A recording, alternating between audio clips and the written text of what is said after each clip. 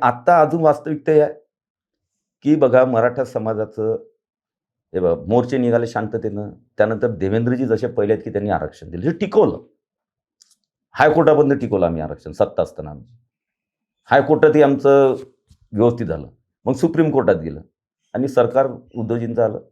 बरोबर. त्यांनी लक्षच दिलं नाही. आरक्षण घालून बसले. टिकलं असतं ते? 100% टिकलं असतं. 100% टिकलं असतं. कारण असं होतं, की तुमची ती मानसिकता नव्हती. एवढं लक्ष त्याच्यानं काय आहे, काय नाही आणि देवेंद्रजींनी दिलेलं आहे.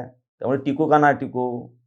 त्याच्या माथ्यावर फोडता येते. ही एक मानसिकता होती त्यावेळेस. श्रेयवादात गेलं म्हणा. श्रेयवादामध्ये, की देवेंद्रजींनी दिले कशाला टिकू त्यांना छोडो. हे पॉलिटिक्स बरोबर नाही.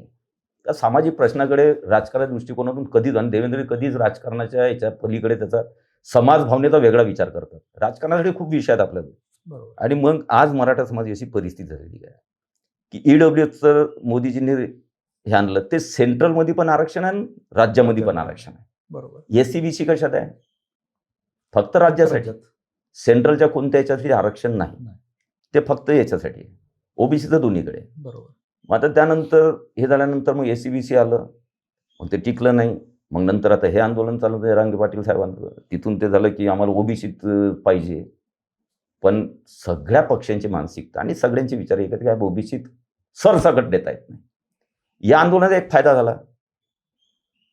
की कुणबी नोंदी ज्यांच्या आहेत वैयक्तिक, तर ते मग मराठी आहेत मराठवाड्यातले, त्यामुळे आणि कुणबी नाहीच आहे तिकडे. अशी एक जी मानसिकता अधिकाऱ्यांमध्ये होती, की नाही हे मराठीच आहेत, हे कुणबी नाहीच आहे. अशी जी एक मानसिकता होती, ती आंदोलनामुळे अगदी बरोबर व्यवस्थित झाली. आणि ज्यांच्या नोंदी सापडल्या, ज्यांच्या नोंदी आहेत ओरिजिनल कुणबी समाजाच्या, मग ते हैदराबादी गॅजेट असो की तशा असो कुठेही, पण कुणबी जर पुरापार नोंदी आहेत, तर त्यांनाच ते सर्टिफिकेट देणं चालू झालं. आणि त्याला काही ओबीसी समाजाचा विरोध नाही आहे. बरोबर. पुरापार जर नोंदी असतील तर. विदर्भात पुरापार नोंदी होत्या म्हणून ते कुणबी टाकून दिलं मराठ्याच्या ऐवजी. बरोबर. तर इकडे पुरापार असतील तर कोणाचा विरोध नाही महाराष्ट्रामध्ये.